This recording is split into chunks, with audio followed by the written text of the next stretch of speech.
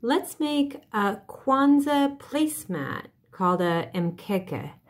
And for this project, we're going to need a black, red, and green construction paper, whole pieces, and some scissors.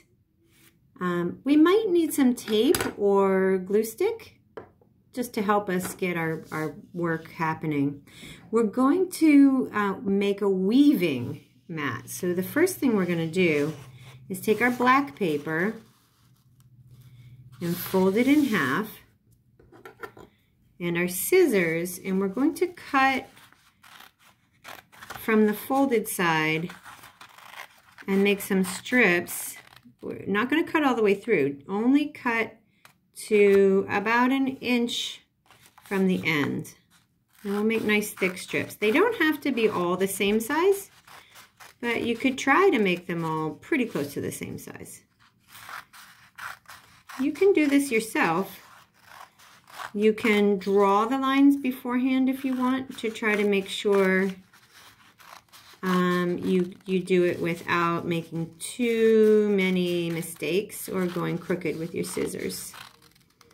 There, I have that cut. So I'm going to open that up, and now you see I have all these holes or gaps in my paper. Now I'm going to take my red and green papers, and I can even place them together and cut them together. The short direction, I'm going to cut these into strips all the way down.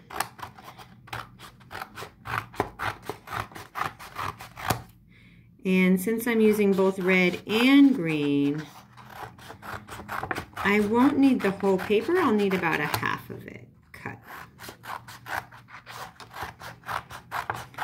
Again, if you want to draw the lines and then follow your cutting, that's a good way to do it. But if your strips aren't all the same size, that's okay. They don't have to be. Okay, so now I have red and green strips. And now I'm going to do a weaving. I'll start with my black paper, and a weaving is like a pattern. You go under, and then you want this colored paper to go over the black paper. And then it's going to go under again. And then it's going to come over the next one.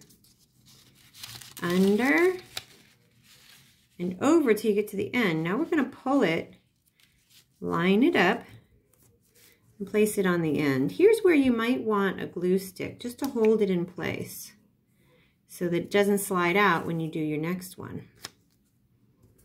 And I can do that on the other end too. Okay, so I'm going to make this a pattern, so I'm going to do red, and now I'm going to try green.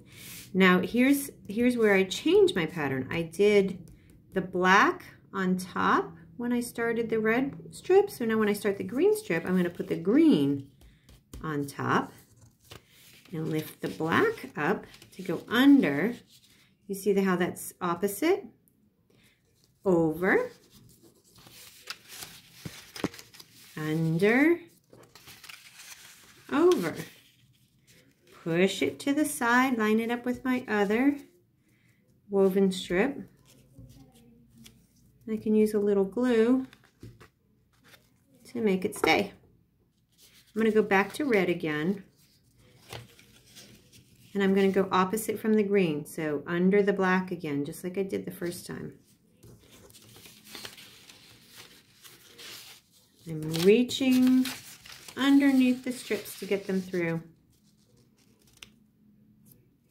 The reason that we're using black, green, and red is that those are the traditional colors for Kwanzaa.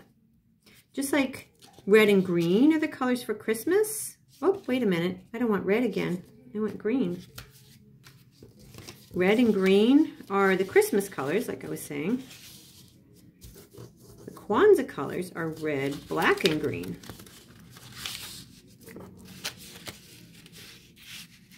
Here we go. And the placemats that we're making, the mkeke, is part of the tradition of Kwanzaa, where you place the mat And you place your candles and your fruits and your other symbols of Kwanzaa on top of the placemat. So this is an important part of